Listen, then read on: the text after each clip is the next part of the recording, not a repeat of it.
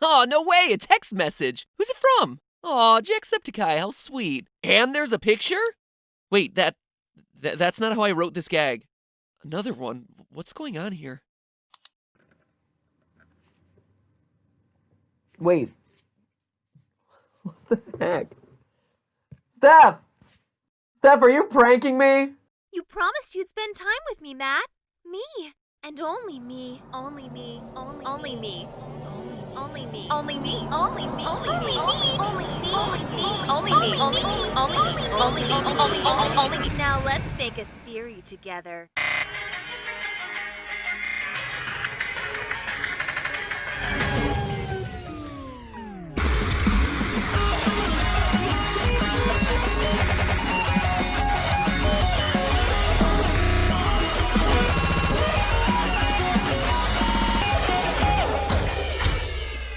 Hello, Internet! Welcome to Game Theory, where it's our goal to systematically prove that everything in your life is secretly terrifying. Over the years, we've made you fear public Wi-Fi, minimum wage jobs, and even the house next door. But today, we're gonna talk about a game that'll make you stop trusting the very computer you're using to watch this video. Unless you're part of the 75% of users who watch this show on a tablet, phone, console, or TV. In which case, just pretend you're scared too. Ooh, okay? Okay. Looking at its Steam store page, Doki Doki Literature Club seems harmless enough. A cutesy, pastel-tinged dating sim starring 4 adorable waifus, as the kids say, all of whom you can try your hand at wooing for the low, low price of free. But look a little closer and it quickly becomes clear that this game isn't the fun, light-hearted visual novel that it makes itself out to be. For starters, the top tag on the Steam store page is psychological horror, which makes it seem misclassified. And at the bottom of the game's description, which is a cute little greeting note from the Literature Club's president, Monika, you'll find a very stern warning in bold letters. This game is not suitable for children or those who are easily disturbed. And in case you missed that one, the game greets you with that message yet again as you boot it up. One final reminder that this isn't meant for the faint of heart.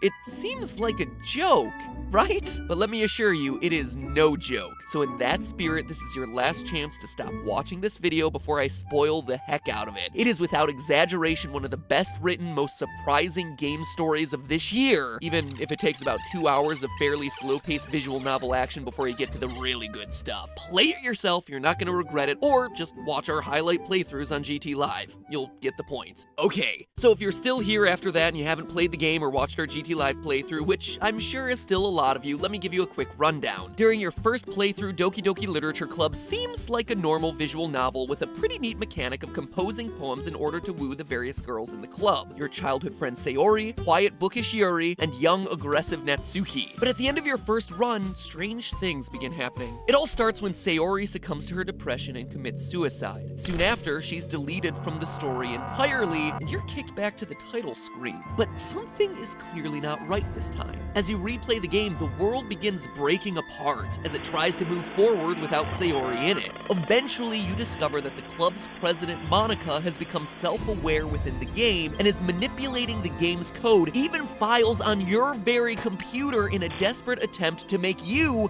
the player, love her. When nothing else works, she deletes everything else in the game, leaving just Monika. Just Monika and you in the club room with nothing to do but talk. Forever. At least until you do what she did to the other characters and delete her character file in order to save everyone else and reach the true ending. Doki Doki Literature Club intentionally leaves a lot dangling for gamers to figure out on their own, but out of all of it, one question has been bugging me nonstop since I finished playing it. What is the story behind Monika? The game presents her as simply being a character in a visual novel who suddenly becomes self-aware, but all of that doesn't quite add up. The way ddlc is designed, the way that Monika manipulates it, and the things that she says in her extended conversation with you all hint that there's something much more sinister going on with her. And that is the theory for today. That's right, dear theorists. The hidden truth of Doki Doki Literature Club is that Monika is from a different game. Monika is Flowey, who also happens to be Porky from Earthbound, who's really the purple guy from FNAF. Sorry, the rest of the theorist team just pulled me aside for a quick intervention.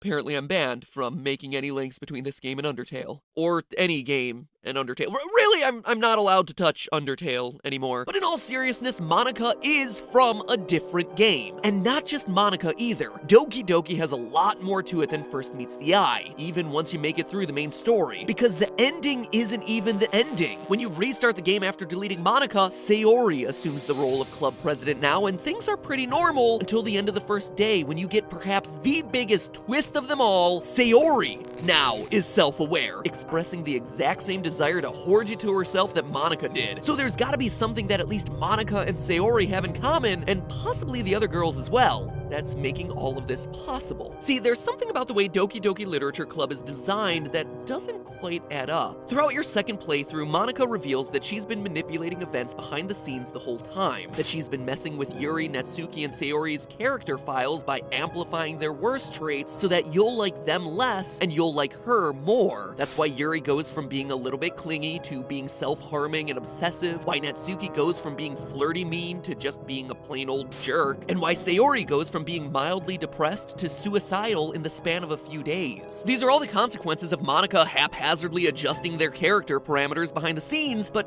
hold on a second. That might seem to make sense on the surface, but if you actually stop and think about it, that's not really how visual novels work at all. Visual novel characters aren't AI-based. Their behavior is determined entirely by what's written in the game's script. The game's dialogue script, not programming script. I can see how that gets confusing. There's simply no need for a character in a dating sim to have complicated behaviors like this. But what if they were created for a more complex game? What if the characters in Doki Doki Literature Club were intended to be used in a different game altogether? One where they would need to have more complex, believable responses to a greater range of player choice? What if their assets were simply repurposed from that game in order to make this dating sim? It's not just speculation. The clues are there, hidden in plain sight in Doki Doki's central mechanic, the poems. Over the course of the first act, you read poems from all the other club members, which seems pretty innocent. Sure, reading between the lines, you can start to get hints that Sayori is depressed, that Yuri is prone to self-harm, and that Natsuki is being abused by her father, but it's nothing overt. In the game's second act, you're given 3 randomly selected special poems out of a possible 11 that makes these hints much more overt. But there's one of these poems in particular that really stands out. A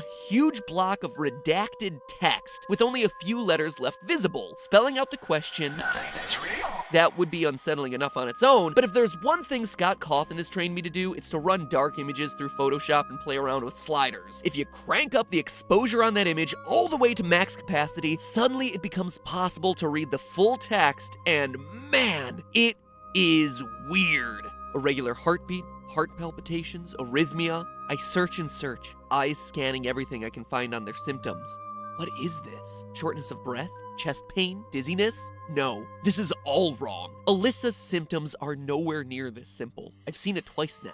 The screams of pain, sickeningly pale skin, vomiting blood. There is no other explanation other than that Renier's information was a complete and utter lie. This can't all be coincidence. It's not possible. I don't know how much of this Renier is behind, but I do know this.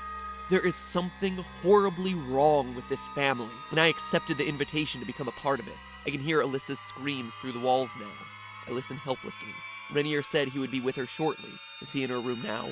Why is she screaming even louder than before? Chilling, right? This creepy letter is literally hidden right in front of your face while you play this game. And what's it all mean? Well, those opening lines make it sound like someone who's trying to identify an illness. Irregular heartbeat, heart palpitations, arrhythmia are all possible problems of the heart, so it's not so much this person is making a diagnosis, but rather it's someone trying to read the symptoms he's seeing and figure out what the diagnosis is. It's a clinical assessment, which means that the speaker is a doctor of some kind. And notice the words he uses, their symptoms. It's an illness affecting multiple people, a family.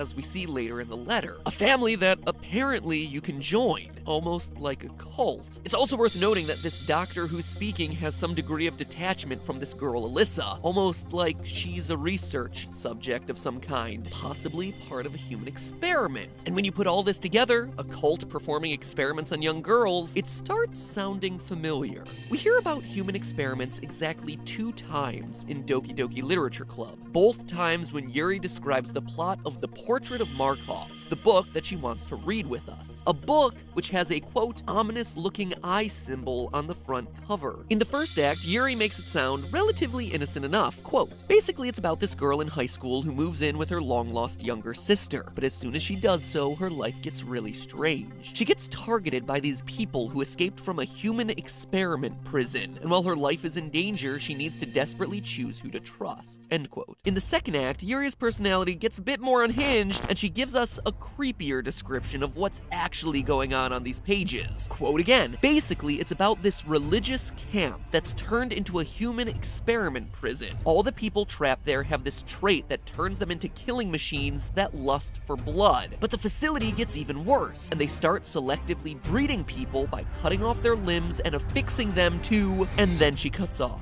That's a lot of information for a fake book, especially when you compare it to what we learn about Natsuki's favorite manga. And that's because what Yuri tells us about The Portrait of Markov isn't just a short snippet of text meant to create the illusion of a bigger story, it is the bigger story here. It's the plot of the horror game that Team Salvato is working on. The game that all 4 of these characters originate from. And if you think I'm done, oh no, we have just scratched the surface. We can dig deeper to uncover more about this horror game, including its title and release date, as well as how these 4 girls fit into the overall story, because Team Salvato left a whole ARG's worth of content hidden in Doki Doki's game files. If you thought that the Literature Club was interesting before, simply because it had these cool meta moments and jump scares, well, get ready. There's a whole other game here, just resting underneath the surface, waiting to be puzzled together, that'll start to make you really question everything you thought you knew about Sayori, Natsuki, Monika, and especially Yuri. But it's all way too much to cover in this